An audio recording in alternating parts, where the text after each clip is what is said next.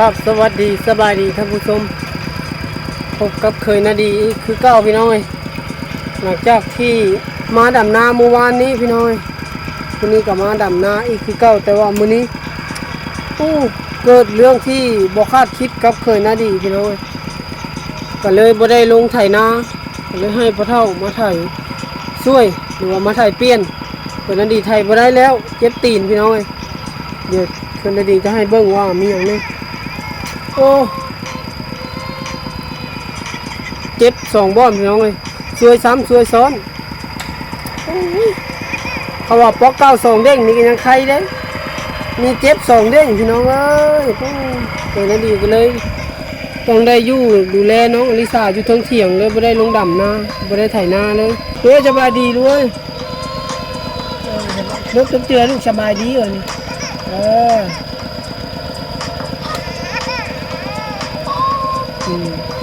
นู้นบ่ดื้อเด้ออยู่ในเพาะเด้อโดยนับหนึ่งก่อนนู้นนับหนึ่งหัวชิปหนึ่งช้องสามสี่ห้าหกเจ็ดสิบอย่าลืมเด้อเอาช่วงหัวใจก่อนนะช่วงหัวใจบ๊ายบายขออนุญาตพี่น้องอันนี้ก็จะเป็นหอยบ้าตีนเนาะอันนี้ก็จะเป็นตัวที่สองพี่น้องเจ็บสองเด้งมือนี้เตะไม้คาดนาตอนนี้พ่อเฒ่าก็กำลังถ่ายให้พี่น้องแต่ยังให้เดียวนี้แหละพี่น้องที่ยังบ่แล้วฮะทางเทิงก็เคยนาดีคาดแล้วแต่ยังให้สุดท้ายดีเจ็บตีนเตะไม้ก้อนกันเลยบ่ได้ถ่ายให้เพิ่นมาถ่ายช่วย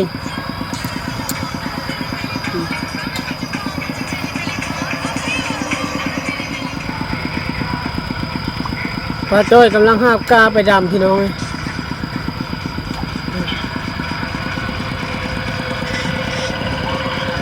ตอนนี้กระไถใกล้อยากแล้วพี่น้อง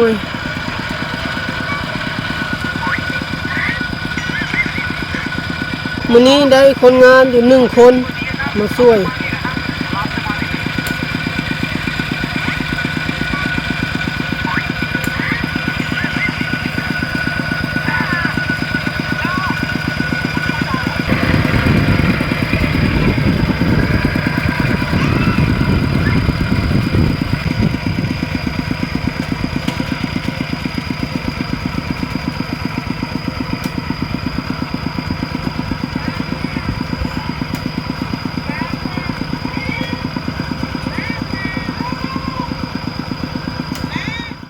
ตอนนี้ก็แล้วได้ให้1แล้วพี่น้องกำลังให้ที่2ยังแต่2ให้นี่แหละ3ใส่ตะกร้าแต่ว่าตะกร้านี้น่าจะไม่ได้ดำหรอกเพราะว่ากาเบิดแล้วได้แต่2ให้นี่ก็พอละนี่กาบุ้งว่าสิไปเอากาอยู่ใส่เนาะกาบ่พอเฮ็ดนาปีนี้ถือว่าลำบากแห้งพี่น้องกาบ่เป็นกาบ่งามมีแต่หญ้าที่ว่าดำอยู่นี่ก็หาขอกาก็เจ้ามาดำเอาน้ำลายเจ้าลายบ้อนพี่น้องขอเพิ่นยัง2ให้นี่แหละตอนนี้ก็ได้เวลาเลิกเมื่อละน่าจะฮอด5 โมงแล้วพี่น้องสิได้ออกเมื่อรถกระตีนซอดพี่น้องเอ้ยคนกระตีนซอดมันละมาซวยซ้ำซวยซ้อนรถไถก็ยืมรถไถเพิ่นมาแก้กามาแต่ว่าตีรถหาซอดละเคยนาดีมาคาดนากับเตะไม้สรุปก็คือทั้งตีนรถตีนคนซอดพี่น้องเฮ็ดงานบ่ได้เลยก็เลยให้พ่อเฒ่ามาไถช่วยแล้วก็คาดช่วย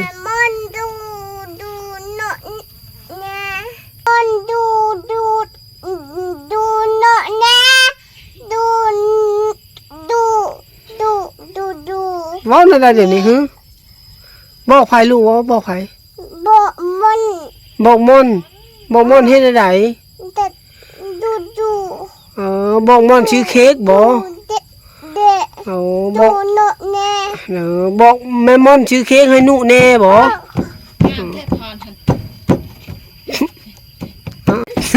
ถอยมือลูกไป อันนี้ก็ได้เวลาออกเมืองแล้วพี่น้องเอ้ยมื้อนี้เคยนะดีบ่ได้เฮ็ดหยังเลยค้านาตั้งแต่เช้าพุ่นได้บ่ได้เอาให้สำนักเดี๋ยวอย่าไปไกลๆลูกอย่าไปอย่าไปมุมนี้ล่ะให้นาบ่แล้วมันให้เคยนะดีพอดีเตะไม้แล้วก็ขึ้นมาดูแลน้องอลิสาอยู่ทั้งเถียงเลย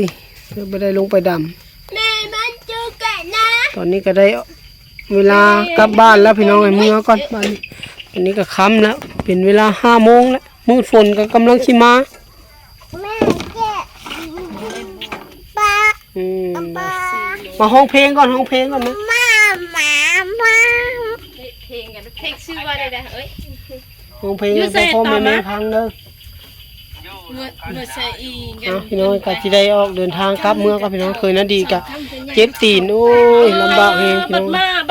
แหนเมื่อบ่ทันซ้ำเฮาฝนยิ้มยับมาแล้วสิได้หำเปียกเมื่อตามทางละบัดนี้พี่น้องเอ้ย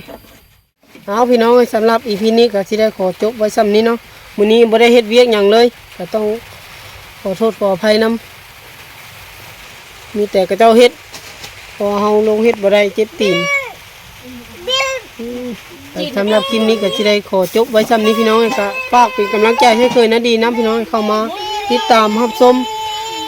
แล้วก็กดไลค์กดแชร์กดคอมเมนต์ เจ้าหนังจีน เพื่อเป็นกำลังใจให้น้ำพี่น้องเลย ตักเลย เคยนะดีกะโอ้เจ็ดตีนย้อนก็ได้เฮ็ดหยังถือว่าได้พักผ่อนไปหลายมื้อละบัดเนี้ยบัดสิมาช่วยบัดท้ายพี่น้องเลยนาใกล้สิแล้วมื้อสุดท้ายบัด นี่แม่กินมาแล้วมั้ย เจ็บตีนซ้ำนะพี่น้องเอ้ยสิได้ขอจบไว้ซ้ำนี้เนาะฝากติดตามน้ำพี่น้องเอ้ยอย่างไรก็สุดท้ายนี่ก็ต้องกราบขอบพระคุณ FC ทุกท่านที่เป็นห่วงเป็นใยเนาะแล้วก็เป็นกำลังใจให้เคยนะดีมาโดยตลอดพี่น้องเอ้ยขอจบคลิปพี่น้องบ๊ายบายแล้วพบกันใหม่พี่น้องใน EP หน้า เยอะมาก โดดเตาแล้วโอ้ยมันเป็นตะกินหรอกเลย ป้าอ่ะ บ่แม่กินน้ำดื่มเนี่ย นี่ดูเด่นดู บัดทางนั้นบัดแดดทางนี้บัดฝนตกผู้ทางพูดแดดทางผู้ แม่